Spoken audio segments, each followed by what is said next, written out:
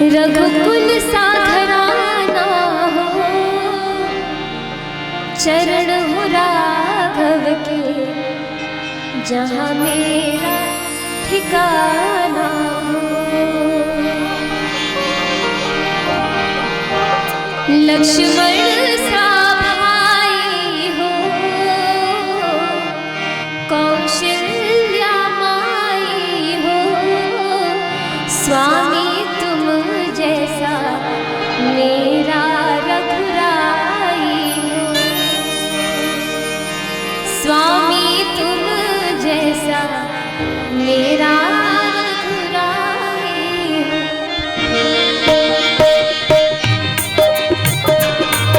क्या बात है, क्या बात है।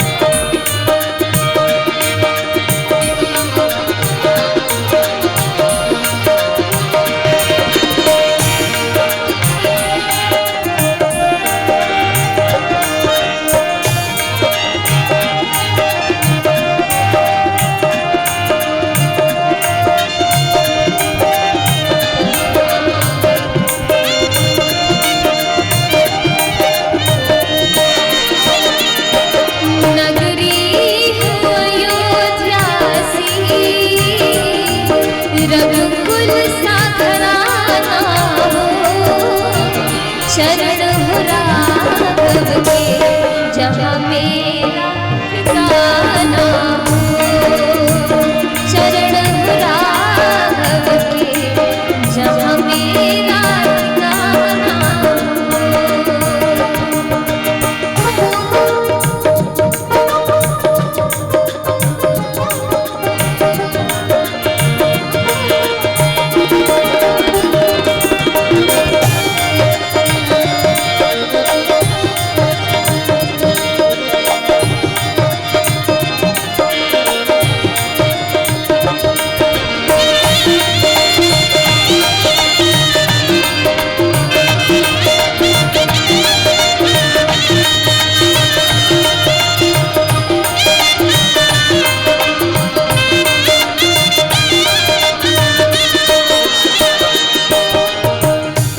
भजन के शब्द इतने सुंदर लगते हैं, स्पेशली ये लाइन जो मैं बोलने वाली हूँ।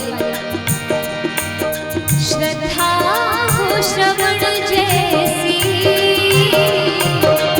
शबरी सी भक्ति हो, हनुमत के जैसी निष्ठा और शक्ति हो, हनुमत के